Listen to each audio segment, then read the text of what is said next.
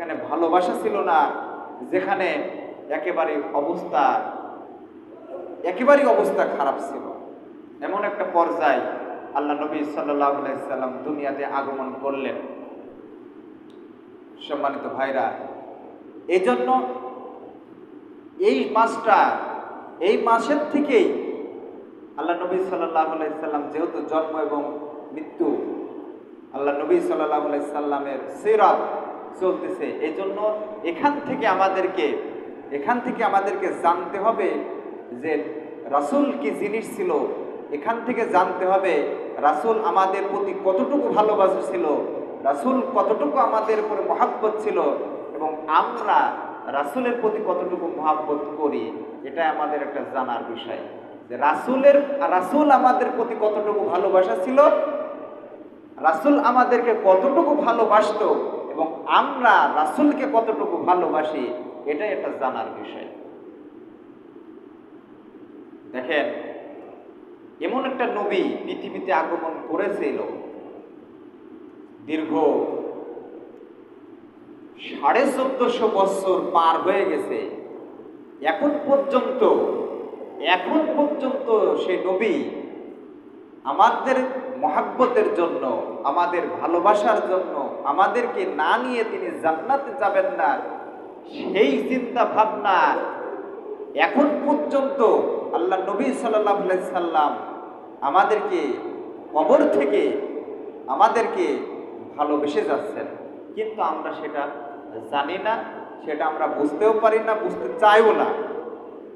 সম্মানিত ভাইরা, আসুন আল্লাহ নবী সাল্লাল্লাহু আলাইহি সাল্লাম আমাদেরকে কতটুকু ভালোবাসতো এটা আমাদের অবশ্যই জানতে হবে, এবং এটা আমাদেরকে উপলব্ধি করতে হবে, এটা আমাদেরকে ব্রেনের ভিতরে ঢোকাতে হবে যে আমরা এমন একটা জায়গায় অবস্থান করছি, এখান থেকে আমরা মৃত্যুর পরে আমরা রাসূলকে পাবো কিনা, আমরা জান্নাত পাবো কিনা, আমরা আল্লাহ তাআলাকে পাবো কিনা। আমাদের কথা হচ্ছে, আমরা যদি রাসূলকে পাই, আমরা যদি আল্লাহ তাআলাকে পেয়ে যাই, আমরা যদি আখিরাতটা যদি আমাদের বরবাদ না হয়ে, যদি আখিরাতটা যদি আমাদের জন্য হয়ে যায়, তাহলে আমাদের আর কিচ্ছু লাগবে না, কিছুর প্রয়োজন নাই, কিছুরই প্রয়োজন নাই। এজন্য আল্লাহ পাক রব্বুল আলামিন কালামুল্লাহ শরীফের ভিতরে তিনি কি বলতেছেন? আল্লাহ পাক রব্বুল আলামিন কুরআনুল কারীমের ভিতরে সুন্দরভাবে আল্লাহ পাক রব্বুল আলামিন মানুষকে তিনি বলতেছেন, ইন্নাল্লাযীনা লা ইয়ারজুনা লিকানা ওয়া রাদু বিল হায়াতিদ দুনিয়া ওয়া তামান্নু বিহা ওয়াল্লাযীনা হুম আন আয়াতিনা গাফিলুন। আল্লাহ রাব্বুল আলামিন তার কালামুল্লাহ শরীফের ভিতরে সমগ্র মানুষদেরকে আল্লাহর নবী সাল্লাল্লাহু আলাইহি সাল্লামের মাধ্যম দিয়ে জানিয়ে দিলেন, নবী সমগ্র মানুষদেরকে আপনি জানিয়ে দিন, যারা এই দুনিয়া পেয়ে সন্তুষ্ট হয়ে গেছে, এই দুনিয়াটা পেয়ে তারা খুশি হয়ে গেছে। এই দুনিয়াটা পেয়ে কিভাবে খুশি হয়েছে দেখেন, আল্লাহ পাক রব্বুল আলামিন দুনিয়াতে মানুষ সৃষ্টি করেছেন। এক একটা মানুষ পরিবার পেয়েছে, বাবা পেয়েছে, মা পেয়েছে, স্ত্রী পেয়েছে, পিতামাতা পেয়েছে, সংসার পেয়েছে, জমি পেয়েছে, সম্পদ পেয়েছে, ওটুকু নিয়েই তারা সন্তুষ্ট হয়ে গেছে। একটা সাজানো সংসার নিয়ে তারা সন্তুষ্ট হয়ে গেছে। কিন্তু আল্লাহ পাক রব্বুল আলামিন বলতেছেন, ইন্নাল্লাযীনা লা ইয়ারজুনা লিকাআনা ওয়া রাদু বিল হায়াতিদ দুনিয়া ওয়া তামান্নু বিহা ওয়াল্লাযীনা হুম আন আয়াতিনা গাফিলুন। আল্লাহ নবী সাল্লাল্লাহু আলাইহি সাল্লামকে বলতেছেন, ও নবী, মানুষ সামান্য কিছু নিয়ে, দুনিয়া নিয়ে সন্তুষ্ট হয়ে গেছে। তারা আমাকে চায় না, তারা আখিরাত চায় না। তার মানে দুনিয়ার বান্দারা আমাকে চাই না, আখিরাত চাই না, এই কারণেই যে আমি কোরআনুল কারীমের ভিতরে যা কিছু বর্ণনা করে দিয়েছি তার আমার আয়াত সম্পর্কে একেবারে গাফেল হয়ে গেছে। আবার তারা শুধু তাই নয়, আমার আয়াত সম্পর্কে গাফেল হয়ে গেছে। আয়াত বলতে এখানে কোরআনুল কারীমকে বোঝাচ্ছে, তার পুঙ্খানুপুঙ্খানু ব্যাখ্যা বিশ্লেষণগুলা বোঝাচ্ছে। আবার তিনি বলতেছেন আয়াত মানে নিদর্শনগুলাও বোঝায়। যেমন কিয়ামতের দিন আল্লাহ রাব্বুল আলামিন আমাদেরকে জান্নাত দান করবেন, আল্লাহ রাব্বুল আলামিন আমাদেরকে আরশের নিচে ছায়া দান করবেন। আল্লাহ রাব্বুল আলামিন সেই কিয়ামতের দিন আমরা আল্লাহ তাআলাকে পাবো কিনা সেই সম্পর্কে একেবারে গাফিল হয়ে গেছে। আবার দেখেন আল্লাহ রাব্বুল আলামিন আমাদেরকে জান্নাত তৈরি করে রেখেছেন। আল্লাহ পাক রাব্বুল আলামিন তিনি নিজ হাতে ফেরেশতাদের মাধ্যম দিয়ে জান্নাত তৈরি করে রেখেছেন, ওই জান্নাতের ভিতরে আমাদেরকে ঢোকাবেন। তার মানে এই কথাগুলো কিন্তু কোরআনুল কারীমের ভিতরে আছে। এই জন্য আল্লাহ রাব্বুল আলামিন বলতেছেন এতগুলো নিদর্শন, এতগুলো কোরআনুল কারীমের আয়াত আমি মানুষের হিদায়াতের জন্য দান করলাম। সুতরাং মানুষ এইগুলো সবকিছু থেকে মানুষ গাফেল হয়ে গেছে। জোরে বলুন আল্লাহু আকবার। তার মানে আমাদেরকে গাফেল হলে হবে না, আমাদেরকে মানে জেনেও না জানার ভান করলে হবে না। আমরা জানি যে আমরা নামাজ না পড়লে জাহান্নামে যাব, আমরা রোজা না করলে জাহান্নামে যাব, আমরা ইসলাম না মানলে জাহান্নামে যাব। কিন্তু এটা আমরা জানি, কিন্তু আমরা মানি না। কারণটা কি? কারণটা হলো এই কারণে, আমি এর আগেও অনেকবার বলেছি ভাইরা আমার, আল্লাহ রাব্বুল আলামিন মানুষ যখন সৃষ্টি করে তার ভিতরে দুইটা জিনিস দিয়ে দেয়, একটা হলো রূহ দিয়ে দেয় আর একটা হলো নফস দেয়া হয়। যখন মানুষ পৃথিবীতে আগমন করে মানুষ কিন্তু আল্লাহর কাছে কান্নাকাটি করে, আল্লাহ আমি বারজাখে আছি, আমি যেখানে আছি এই জায়গাটাই আমি ভালো আছি। আল্লাহ গো দুনিয়াতে যাওয়ার পরে এত ফিতনা ফাসাদ হবে, আমি তোমাকে ভুলে যাব, আমি এখানে আছি ভালো আছি। আল্লাহ রাব্বুল আলামিন বলতেছেন বান্দা তুই এখানে, তোকে আমি পৃথিবীতে প্রেরণ করব, আমার গুণগান গাবি, আমার ইবাদত বন্দেগী করবি, আবার ফের পুনরায় তুই আমার কাছে ফিরে আসবি। এই জন্য তোর ওই ইবাদত বন্দেগী দেখে তোর উপরে সন্তুষ্ট হয়ে আমি তোকে জান্নাত দান করব। এই জন্য পৃথিবীতে যখন মানুষ তৈরি করে দেয় তার ভিতরে রূহ দিয়ে দেয়, আবার দিয়ে দেয় নফস।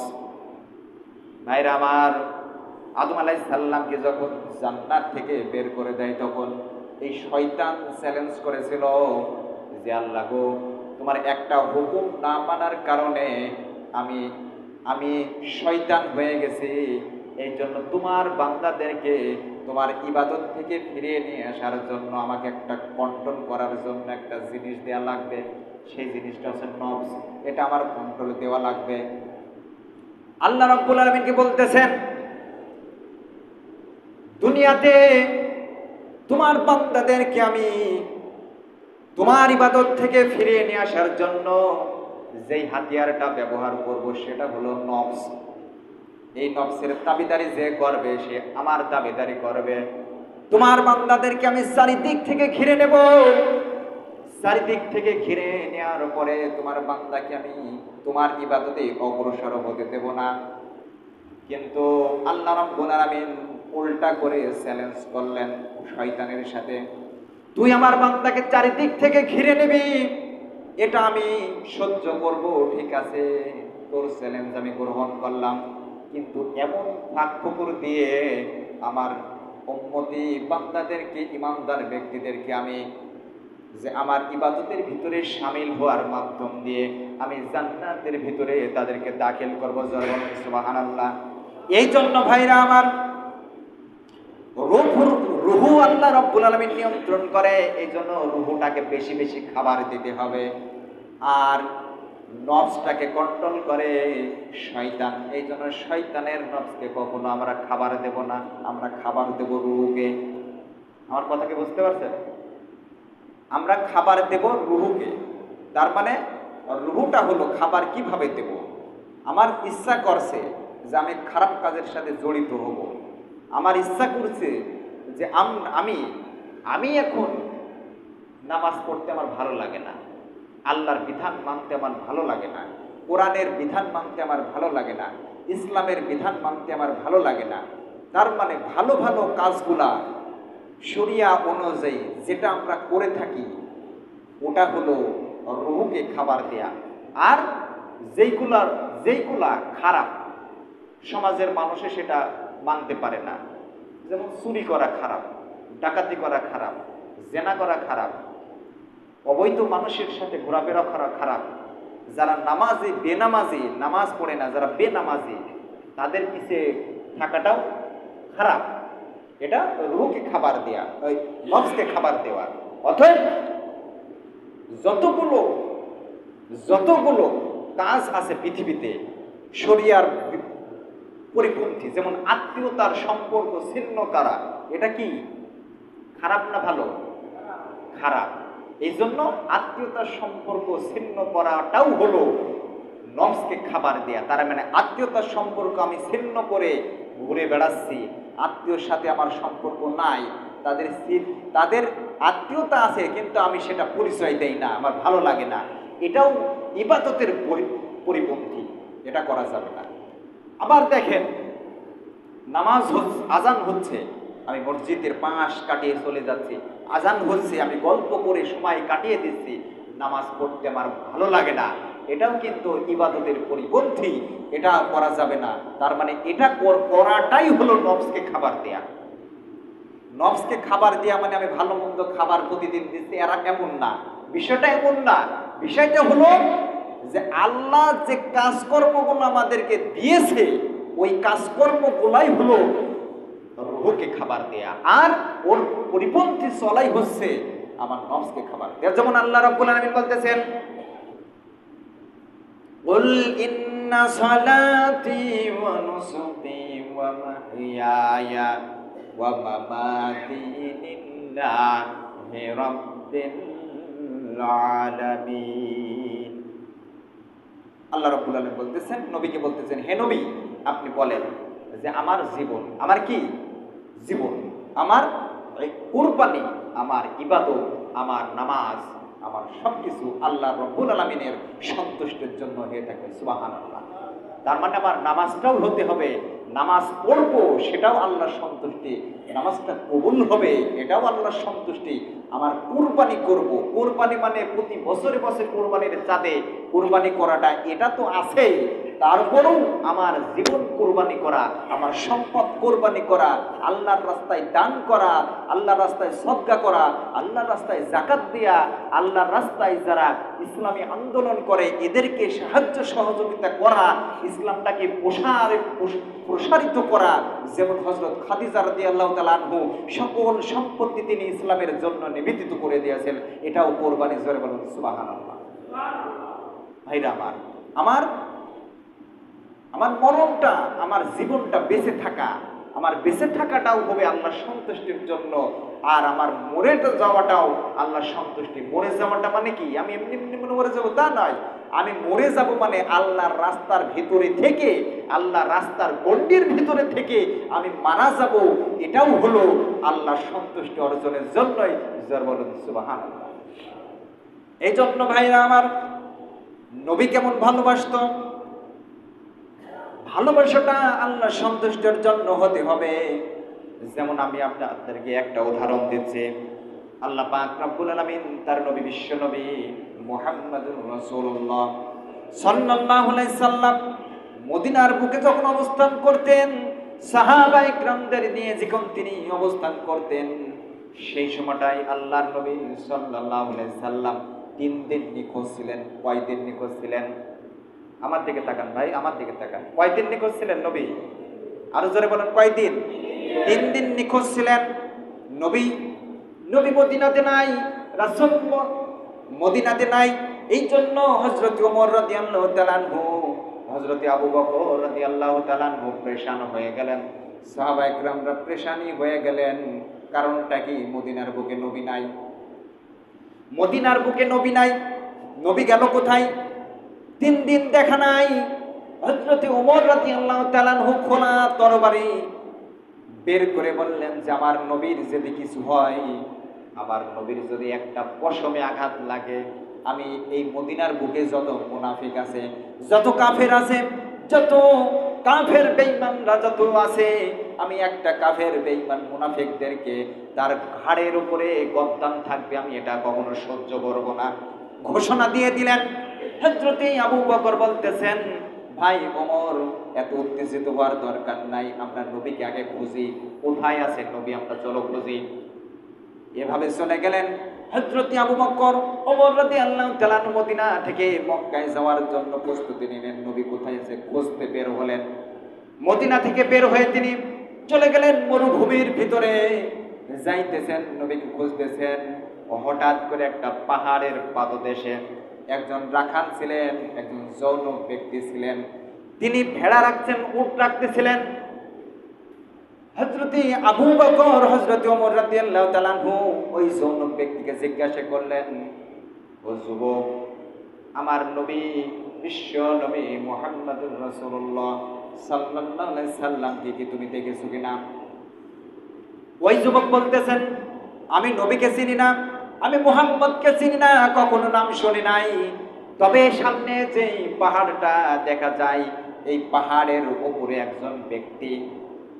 একজন ব্যক্তি নামাজরত অবস্থায়, সিজদারত অবস্থায় দুই হাত তুলে আল্লাহর দরবারে দোয়া করেন, সিজদায় পড়ে আল্লাহর দরবারে দোয়া করেন, আর আল্লাহর কাছে যেন কি কথা বলতে থাকে, আর তার মুখ থেকে বের হয়, ইয়া উম্মতি ইয়া উম্মতি ইয়া উম্মতি, আমার উম্মতের কি হবে, আমার উম্মত কি মুক্তি পাবে কিনা, আমার উম্মত কি জান্নাতে যাবে না জাহান্নামে যাবে কিনা, আমার উম্মত কি এই আখিরাতের দিবসে তারা কিয়ামতের ময়দানে তারা শাফায়াত পাবে কিনা। এই জন্য নবী আমার ব্যতিব্যস্ত হয়ে পড়েছেন উম্মতের জন্য। কার জন্য ব্যতিব্যস্ত হয়ে পড়েছেন? উম্মতের জন্য। তার মানে উম্মত কারা? উম্মত কারা? উম্মত আমরা না? কথা বলেন না। উম্মত কারা? উম্মত আমরা। কারণ নবীজি ব্যতিব্যস্ত হয়ে পড়েছেন, নবীজি চিন্তিত হয়ে পড়েছেন, আমার উম্মতের কি হবে, আমার উম্মতের কি হবে, আমার উম্মত জান্নাতে যাবে না জাহান্নামে যাবে। এই জন্য তিনি কনফিউশনের ভিতরে পড়ে গেছেন, দ্বিধাদ্বন্দ্বের ভিতরে পড়ে গেছেন। এই জন্য আল্লাহর সাথে তিনি সাক্ষাতে চলে গেলেন নির্জন স্থানে, পাহাড়ের উপরে। হযরতে আবু বকর হযরতে ওমর বলতেছেন, আর বুঝতে বাকি রইল না, পাহাড়ের পাদদেশে অবশ্যই আমার নবী মুহাম্মদুর রাসূলুল্লাহ সাল্লাল্লাহু আলাইহি সাল্লাম পাহাড়ের পাদদেশে তিনি অবস্থান করেছেন। উপরে উঠলেন, দেখলেন যে নবী সিজদারত অবস্থায় পড়ে আছে, নবী সিজদারত অবস্থায় পড়ে আছেন। এই জন্য হযরত আবু বকর বলতেছেন, ইয়া রাসূলুল্লাহ ইয়া হাবিবাল্লাহ, আপনি সিজদারত অবস্থায় পড়ে আছেন, আপনি ওঠেন, আপনার মাথাটা উঠান, আপনি আর সিজদায় থাকবেন না। রাসূল মাথা উঠায় না। আবু বকর বলতেছেন, ইয়া রাসূলুল্লাহ, আমি আবু বকর যেদিন থেকে ইসলামের গণ্ডির ভিতরে প্রবেশ করেছি, যেদিন থেকে আমি এই ইসলামের জন্য যত ধন সম্পদ আমি খরচ করেছি, আমি আপনার উম্মতের জন্য সব আমলনামা সব সওয়াবগুলো আপনার উম্মতের দাড়িপাল্লার ভিতরে আমি দিয়ে দেবো। জোরে বলুন সুবহানাল্লাহ। ইয়া রাসূলুল্লাহ, আপনি মাথা উঠান। নবীজি মাথা উঠায় না। এরপরে হযরত ওমর রাদিয়াল্লাহু তাআলা বলতেছেন, ইয়া রাসূলুল্লাহ, আপনি মাথা ওঠান, আপনার আর সিজদা দেওয়ার দরকার নাই। ইয়া রাসূলুল্লাহ, আপনার মাথা দ্বিখণ্ডিত করার জন্য আমি ওমর গিয়েছিলাম, কিন্তু আমার মাথা, আমি ওমরের মাথা আপনার কাছে আমি দিয়ে দিয়েছি, ইসলামের জন্য দিয়ে দিয়েছি। যেদিন থেকে আমি ইসলাম গ্রহণ করেছি এ পর্যন্ত যত ইমাম যত আমল আমি করেছি ইয়া রাসূলুল্লাহ, সব আমলগুলা আমি আপনার উম্মতের দাড়িপাল্লার উপরে দিয়ে দিলাম, আপনি মাথা ওঠান। নবীজি মাথা উঠাই না। নবীজি সিজদারত অবস্থায় আছেন। এরপরে আবু বকর বলতেছেন, নবীজি এইভাবে মাথা উঠাবে না, আমাদের কথা তার কর্ণগহরে পৌঁছায় না, তিনি উম্মত নিয়ে ব্যস্ত আছেন। এই জন্য তিনি বলতেছেন, তার এই সিজদা থেকে ওঠা হতে পারে একজন নয়নের মণি হযরতে ফাতিমা রাদিয়াল্লাহু তাআলা আনহা। তিনি ওখান থেকে চলে গেলেন ফাতিমাকে নিয়ে আসতেন। প্রতিমত্ত আলীর সাথে দেখা। আলীকে ওমর বলতেছেন, ও আলী, বিশ্ব নবী সেজদার অবস্থায় পাহাড়ের উপরে তিনি সেজদায় পড়ে গেছেন।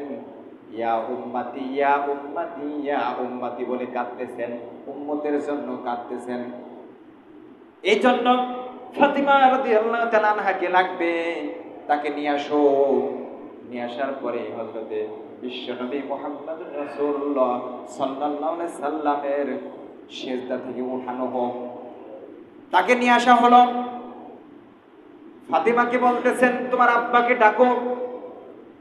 ফাতিমা তার আব্বাকে ডাকতেছেন, ও আমার কলিজার টুকরা আব্বা, আপনি যখন সফরে বের হন, আপনি আপনার সাথে আমার দেখা হয়, আবার সফর থেকে আপনি যখন চলে আসেন আপনার সাথে আমার দেখা হয়, কিন্তু আজ 3টা দিন হয়ে গেল আপনার সাথে কোনো দেখা নাই, আপনার সাথে আমার কোনো দেখা হয় না, কোনো কথা হয় না। আব্বা, আপনি আপনার সিজদা থেকে আপনি ওঠেন, আমি আপনার কাছে প্রতিশ্রুতিবদ্ধ হচ্ছি, যেদিন থেকে পৃথিবীতে আমি ভ্রমণ করেছি, যেদিন থেকে আমি পৃথিবীতে জন্ম নিয়েছি, সেদিন থেকে পর্যন্ত যত আমল আমি করেছি সব আমলগুলা আপনার উম্মতের দাড়িপাল্লায় আমি দিয়ে দিলাম, আপনি মাথা উঠান। রাসূল মাথা উঠাই না, রাসূল কিন্তু তখনও মাথা উঠাই নাই। এরপরে হযরতে ফাতিমা বলতেছেন, ও আমার আব্বা, আপনি যদি মাথা না ওঠান, আমি অত্যন্ত চিন্তিত হয়ে গেছি, পায়ে চিমটে কাটে। রাসূল পা নড়াই, উম্মতের জন্য একেবারে বিভোর হয়ে গেছে, আমার উম্মতের কি হবে। এরপরে হযরত ফাতিমা বলতেছেন, আব্বা, আমি আপনার কাছে প্রতিশ্রুতিবদ্ধ হচ্ছি, এই ইসলামকে উদ্দিন করার জন্য, এই ইসলামকে জীবিত রাখার জন্য, কিয়ামত পর্যন্ত জীবিত রাখার জন্য আমার 2জন কলিজার নয়ন আছে, হযরতে হাসান এবং হুসাইন, তাদেরকে এই ইসলামকে জীবিত রাখার জন্য আমি এই ইসলামের রাস্তায় তাদেরকে কোরবান করে দিলাম। বলুন সুবহানাল্লাহ। ইসলামের জন্য কোরবান হয় নাই, ইসলামের জন্য কোরবান হয়েছে।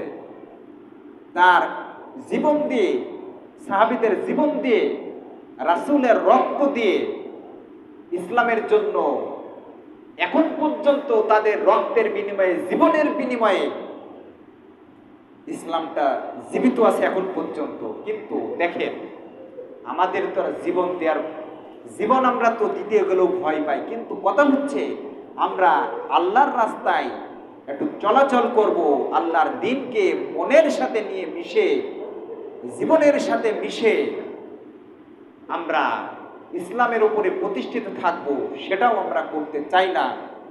আমরা নামাজই পড়তে চাই না, আমরা কিসের ইসলাম পালন করি?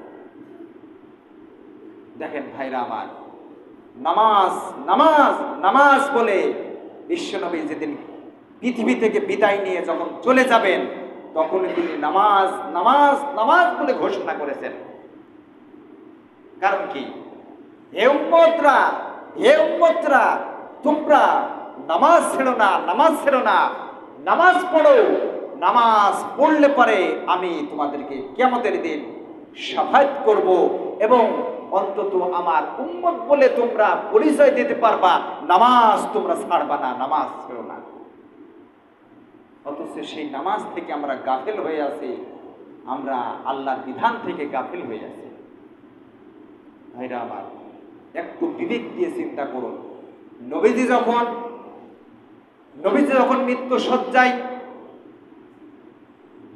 শয্যায় নবীর জ্ঞান নাই, যখন তিনি শয্যা অবস্থায় শুয়ে আছেন, মসজিদে নববীতে নামাজ আদায় হবে রাসূলের ইমামতিতে, কিন্তু রাসূল মৃত্যু শয্যা অবস্থায়, প্রচন্ড জ্বর, গা ব্যথা, শরীর ব্যথা, তিনি উঠতে পারে না।